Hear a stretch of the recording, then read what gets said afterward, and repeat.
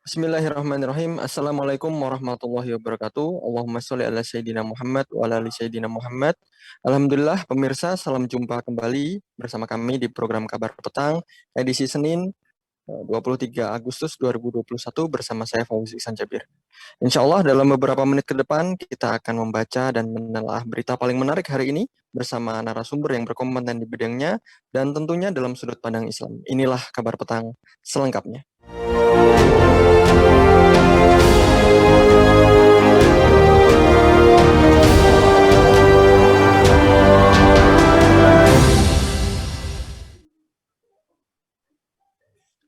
Taliban telah mengambil alih kepemimpinan Afghanistan sejak pekan lalu. Hingga kini ribuan orang masih berusaha meninggalkan Afghanistan. Peristiwa tersebut jelas berdampak bagi Indonesia sebagai negara dengan penduduk beragama Islam terbesar di dunia. Badan Intelijen Negara atau BIN mendeteksi jaringan teroris di Indonesia yang ditenggarai dekat dengan kelompok Taliban di Afghanistan. Sejumlah pengamat ahli, mantan pelaku terorisme hingga Badan Intelijen Negara BIN menanggapi beragam soal kepemimpinan Taliban di Afghanistan dan dampaknya bagi terorisme di tanah air. Dosen Hukum Internasional dari Universitas Indonesia, Hikmahanto Juwana, mengingatkan pemerintah Indonesia agar tidak mencampuri urusan internal yang sedang terjadi di suatu negara. Khususnya Afghanistan, yang menilai langkah yang paling tepat dilakukan pemerintah ialah membiarkan dulu proses politik di Afghanistan hingga muncul pemimpin. Ada apa di balik mencuatnya kembali isu terorisme? Mengapa ada perbedaan sikap pemerintah dalam menyikapi antara terorisme dan gerakan separatisme? Apa motif utama dari proyek Global War on Terorisme? Siapa saja yang bermain? Pemirsa, untuk membahasnya kami terhubung dengan pengamat terorisme dari HRC, Bung Suwardi Basri. Assalamualaikum warahmatullahi wabarakatuh. Bung Suwardi. Waalaikumsalam warahmatullahi wabarakatuh. Baik. Bagaimana kabarnya Bung Suwardi? Alhamdulillah sehat. Ya, Mas Alhamdulillah. Fauzi, bagaimana kabarnya? Alhamdulillah sehat, Bung Suwardi. Baik, Bung Suwardi, ada apa sebenarnya di balik mencuatnya kembali isu terorisme ini? Bagaimana sikap Anda dengan operasi penangkapan 53 terduga teroris dalam sepekan terakhir oleh Densus 88, Bu? Iya, saya kira kalau kita berbicara tentang terorisme, itu mau tidak mau kita harus setback kapan sebetulnya istilah terorisme ini muncul. Nah, munculnya itu kita tahu bahwa pasca terjadi peristiwa pengeboman gedung WTC kan, pengeboman gedung WTC yang kemudian secara cepat Presiden Bush saat itu kemudian memilah dan membagi dunia itu berdasarkan dua pilihan, ya, bersama teroris atau bersama dengan Amerika, begitu kan. Nah, maka dari situlah kemudian digelorakan apa yang kemudian disebut dengan proyek War on Terror, kan. Di kemudian masing-masing negara, ya, yang ingin agar supaya mereka tidak memiliki konsekuensi jangka panjang atau konsekuensi yang besar, ya, dari pilihan-pilihan Amerika Serikat itu, kemudian akhirnya memilih bersama dengan Amerika dan menolak apa yang disebut dengan terorisme. Nah, maka kemudian saya kira kalau kita mengacu pada historical background ini, tentu Amerika termasuk juga pemerintahan-pemerintahan di negeri Muslim ingin agar supaya isu terorisme ini dia tetap fresh dan tetap fresh gitu, ya, tetap langgeng begitu. Nah, maka saya kira berbagai macam peristiwa, berbagai macam kejadian ini adalah sebuah momentum yang senantiasa ditunggu dan dimanfaatkan untuk tetap membuat isu terorisme ini tetap fresh gitu, tetap aktual gitu. Jadi saya kira itu, ya, mulai dari kemudian peristiwa bom Bali, kemudian peristiwa pengeboman kedubes Australia, bahkan kemudian sampai yang terakhir ini pengeboman gereja dan penyerangan Mabes, ya, termasuk ketika penangkapan teroris menjelang HUT kemerdekaan RI itu gitu. Jadi saya pikir ini satu bagian daripada upaya untuk kemudian menjaga momentum agar isu terorisme ini senantiasa fresh gitu.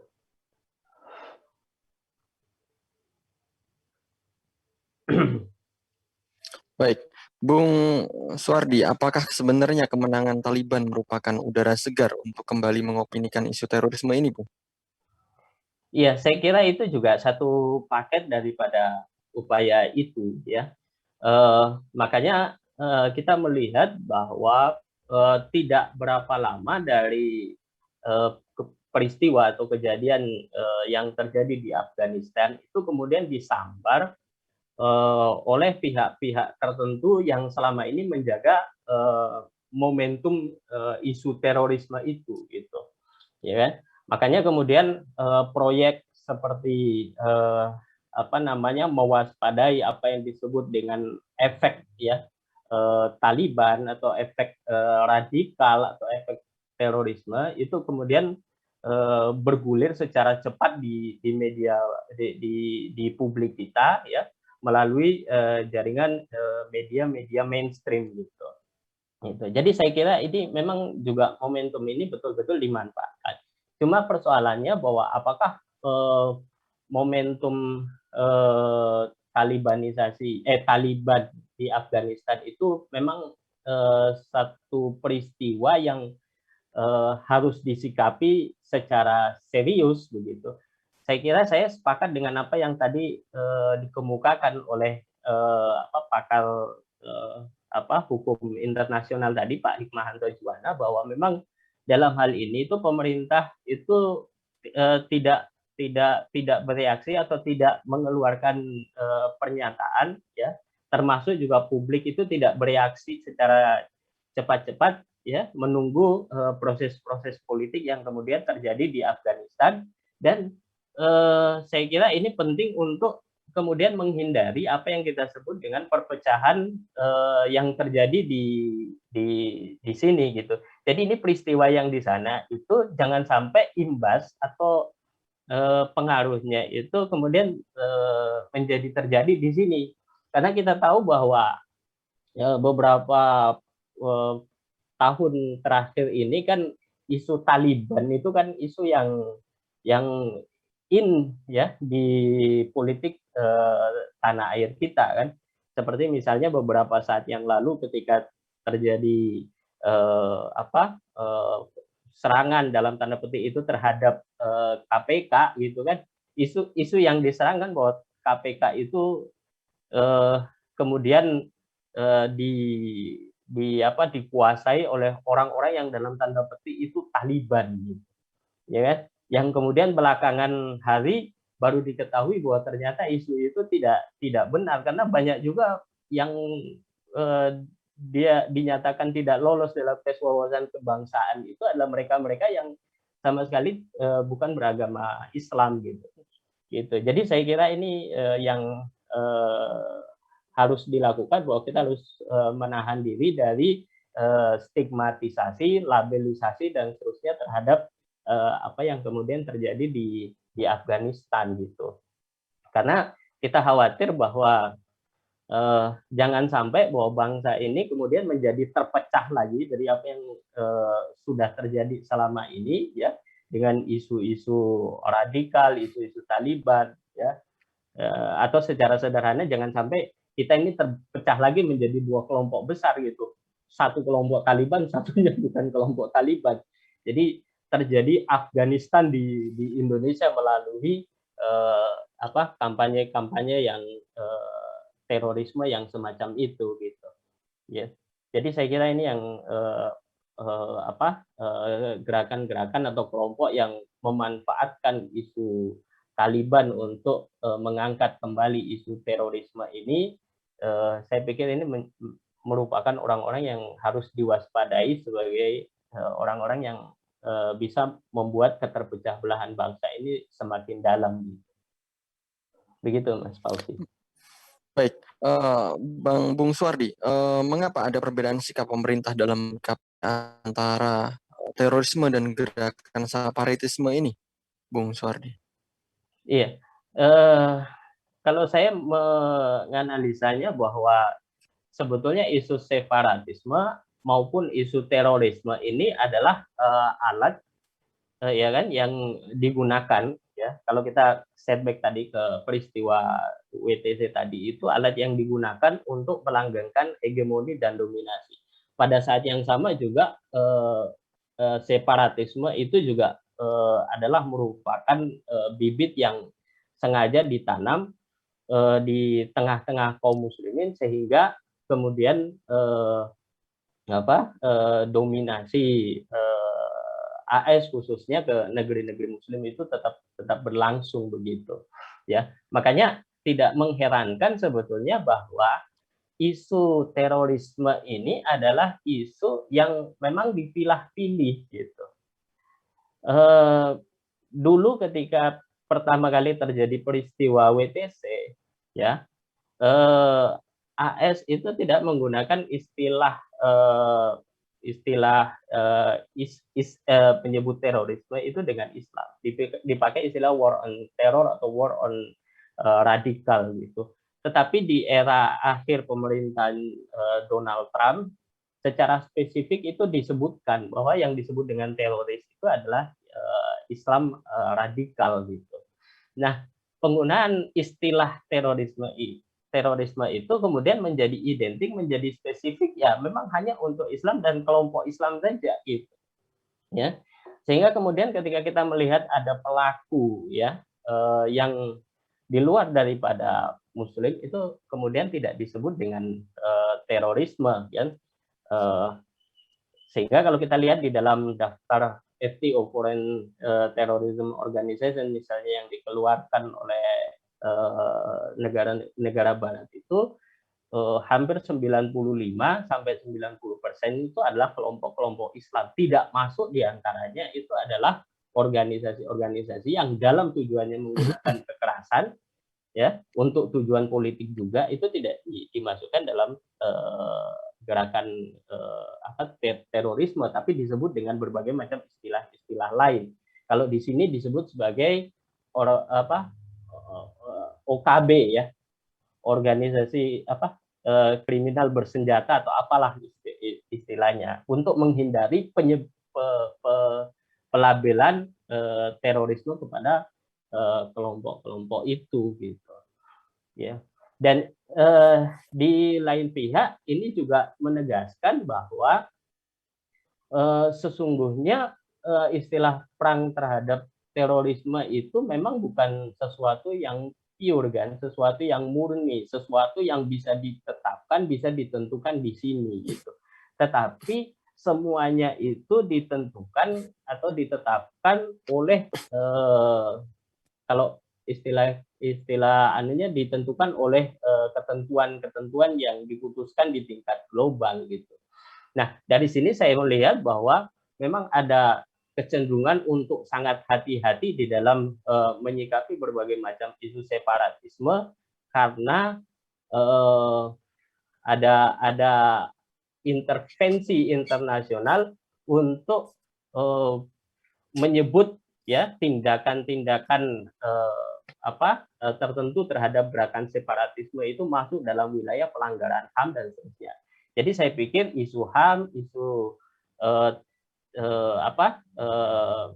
separatisme ini adalah isu yang kemudian juga digunakan sebagai alat untuk penjajahan di negeri-negeri Islam, di samping isu terorisme itu sendiri gitu ya gitu. Jadi Baik. saya kira memang pemerintah tidak memiliki kemandirian dalam hal ini.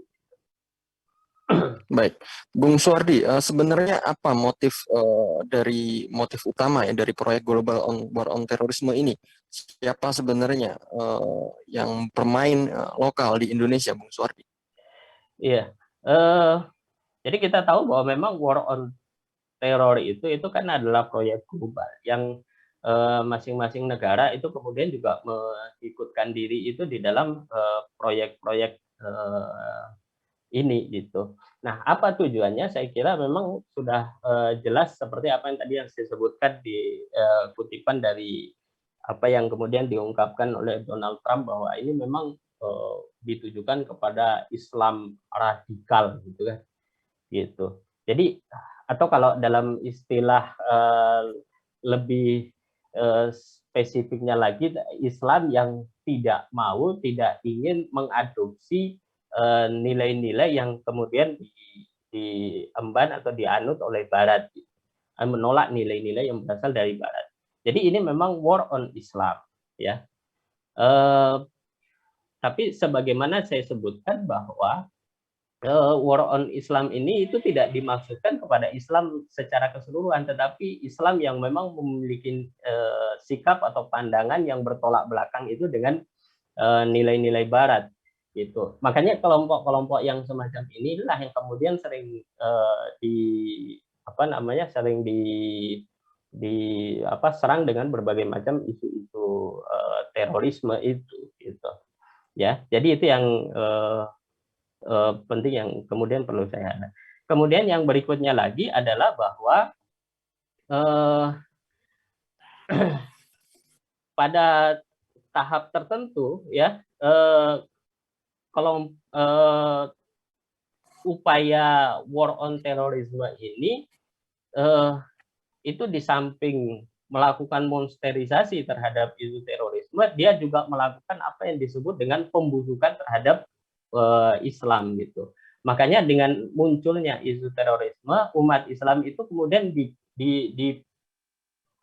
dipaksa atau dibelah lagi menjadi dua, ya.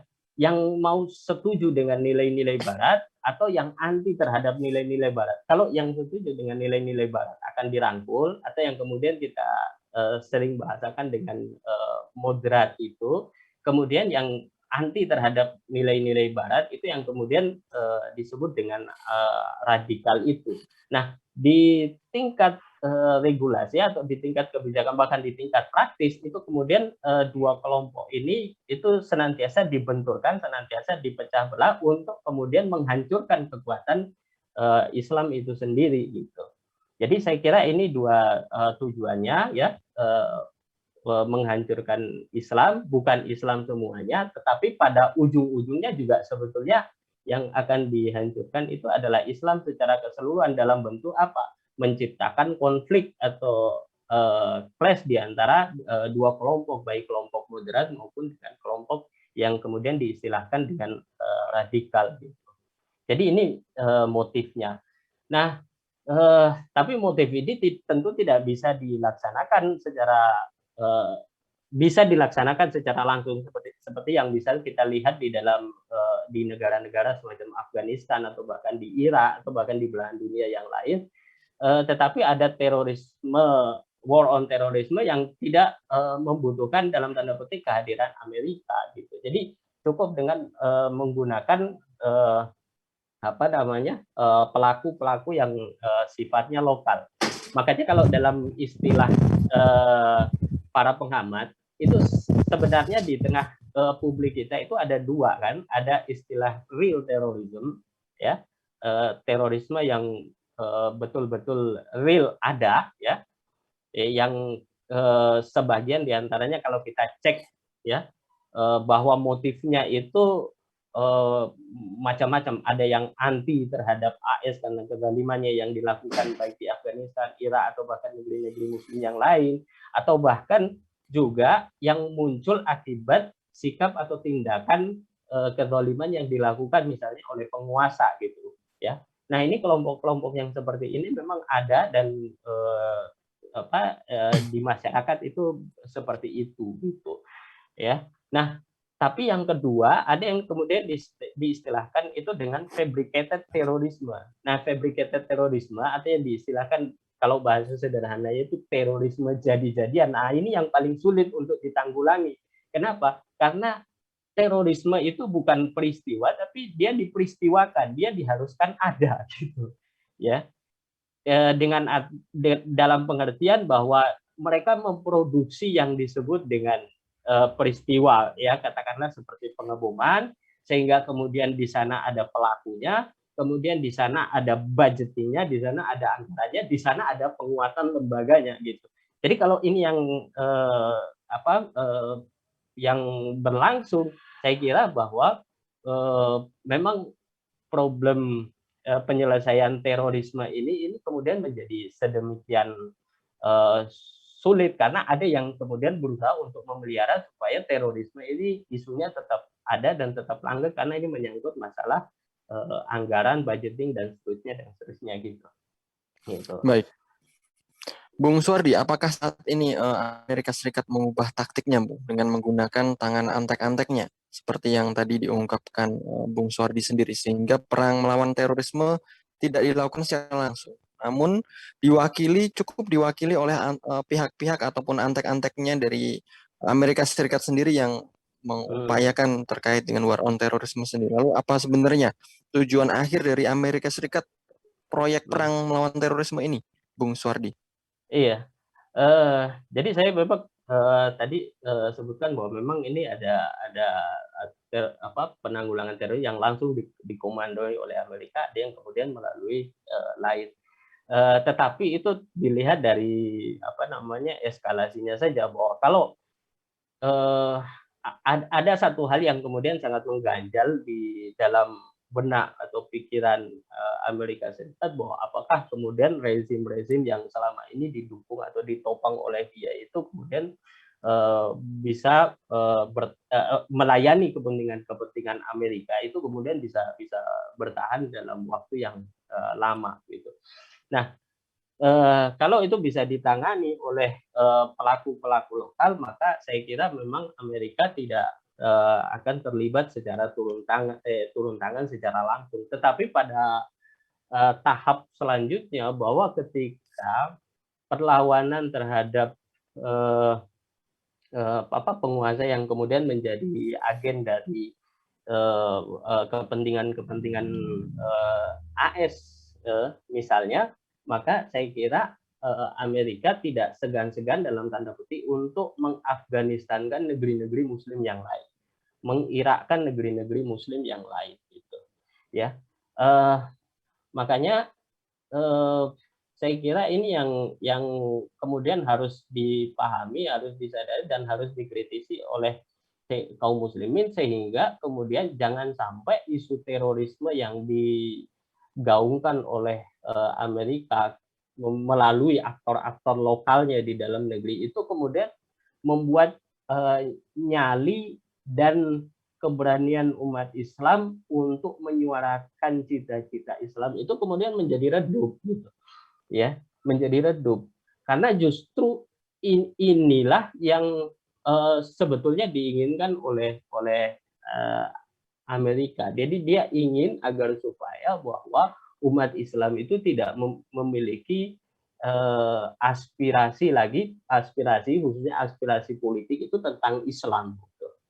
Ya kan? Dan mengadopsi nilai-nilai liberal, nilai-nilai barat dan seterusnya. Makanya kalau kita lihat seperti apa yang kemudian ya contoh kasus dalam peristiwa yang di Afghanistan itu secara cepat-cepat pula Taliban ya melalui juru bicaranya itu kemudian memastikan bahwa akan melakukan sejumlah langkah-langkah yang dalam tanda petik agak sedikit menyenangkan gitu kan untuk kepentingan-kepentingan Barat dalam tanda petik gitu. Nah, jadi saya kira ini yang harus diwaspadai dari proyek Global War on Terrorism, yaitu kita meninggalkan identitas, meninggalkan visi perjuangan, ya, visi perlawanan atas segala macam bentuk tindakan penjajahan yang dilakukan oleh Amerika Serikat melalui kaki-kaki tangannya di negeri-negeri Muslim. Baik, terakhir Bung Suwardi, apa yang terbaik dilakukan umat saat ini, Bung Suwardi, menanggapi isu-isu global seperti ini? Ya, saya kira yang harus dilakukan oleh umat Islam itu adalah kembali kepada jati dirinya, kembali kepada identitasnya ya sebagai Muslim gitu. Karena ada juga suara-suara yang kemudian berkembang di tengah-tengah publik kita yang mengatakan begini bahwa misalnya Afghanistan itu bisa kayak begitu-begitu itu gara-gara itu melaksanakan Islam gitu kan. tentu dengan bias informasi, bias media gitu ya. Kemudian Anda semua diperlakukan semacam ini, seperti ini, itu akibat dakwah yang Anda lakukan untuk memiliki visi atau cita-cita Islam dan seterusnya gitu ya. Nah, jadi saya kira kalau itu yang kemudian dilakukan, maka justru kita akan makin jauh dari, bukan kita makin dekat dengan Islam, tapi justru kita makin jauh dari Islam. Dan inilah yang sebetulnya menjadi target dari war on terror gitu. Jadi kalau Anda tidak ingin disebut teroris itu jangan Islam yang kafah, Islam yang sedikit-sedikit saja, Islam yang tipis-tipis saja gitu. Kira-kira maunya seperti itu. Nah, jadi penegasan tentang identitas itu kemudian menjadi penting. Nah, kemudian yang kedua, saya kira apa yang kemudian disampaikan oleh Mahmud Abbas itu sangat penting ya. Termasuk juga apa yang saya pernah dengar dari salah satu intelektual Muslim ya di Britain atau di Inggris, dia mengatakan bahwa umat umat Islam sekarang itu umat yang memang paling paling lemah dari sepanjang sejarah perjalanan umat Islam. Ya, jadi umat Islam sekarang ini adalah umat yang tidak hidup bersama dengan Rasulullah, yang dengan Rasulullah kemudian mereka berhasil mendirikan negara Islam di Madinah ya, yang kemudian dilanjutkan dengan para khulafaur rasyidin, kemudian Bani Umayyah, Abbasiyah dan seterusnya sampai kemudian berhasil diruntuhkan oleh Mustafa Kemal ya, Turki Utsmani. Dan umat sekarang itu adalah umat yang bukan umat yang seperti tadi kita sebutkan, tetapi umat yang hidup itu ketika fitnah demi fitnah itu terjadi akibat ketiadaan pelindung dari umat itu sendiri gitu. Maka menjadi penting apa yang disebutkan oleh tadi saya sebut Mahmud Abbas, bahwa yang menjadi tugas bagi kaum muslimin sekarang itu adalah berjuang bersungguh-sungguh ya untuk kemudian mendirikan satu institusi yang dari institusi itu maka fitnah demi fitnah yang terjadi pada umat Islam itu kemudian bisa dihentikan gitu ya kan, karena pelindung itu ya al-imamu junnatun yuqatalu min wara'ihi wa yutaqabi. Jadi imam atau khalifah itu adalah perisai, dan kemudian kita berperang atau berlindung itu di belakangnya gitu. Jadi saya kira apa yang seharusnya dilakukan oleh umat Islam sekarang ini adalah menjaga momentum ya. Jadi kalau kita mau pakai istilah momentum perlawanan yang ada di Afghanistan yang berhasil mengusir ya Amerika Serikat dari itu, kemudian itu kita juga gunakan ya pada saat yang sama ini jadi momentum untuk perjuangan untuk makin giat itu mendakwakan Islam sedemikian sehingga bahwa kemudian khilafah itu bisa diwujudkan di tengah-tengah umat gitu, yang dengan tegaknya itu maka fitnah demi fitnah kepada umat Islam itu tidak akan terjadi lagi di masa-masa yang akan datang, dan umat itu kemudian menjadi umat yang terbaik ya. Demikian Mas. Baik, terima kasih Bung Suhardi Basri yang sudah membersamai kita di program Kabar Petang kali ini. Pemirsa, semoga pemirsa semua mendapatkan banyak sekali manfaat dan bisa menyalurkan agenda-agenda ini kepada khalayak yang lebih ramai. Ya. Sampai bertemu kembali dan sampai jumpa kembali di waktu yang sama, di channel yang sama. Jangan lupa subscribe, like, dan juga share konten-konten dari kami. Ya. Akhirnya saya Fauzi Sanjabir, mohon undur diri bersama dengan kru yang bertugas. Wassalamualaikum warahmatullahi wabarakatuh.